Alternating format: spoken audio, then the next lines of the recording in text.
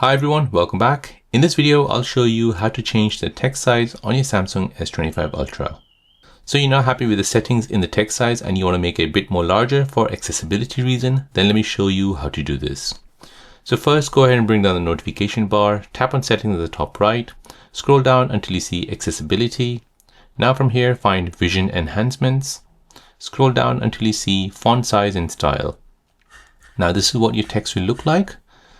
Here you can go ahead and choose the font style. So you can choose any of them. You can make it bold.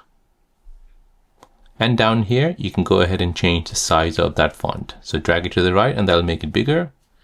Make it bold. And now if you press home, you can see your text size change on your Samsung S25 Ultra. So there you go guys, that is how to change the text size and the style on your Samsung S25 Ultra. If you're new on the channel and you want to find out more about your iPhone, your Android phone, or any other social media apps, then don't forget to subscribe to this channel to become a part of the Simple Dad community.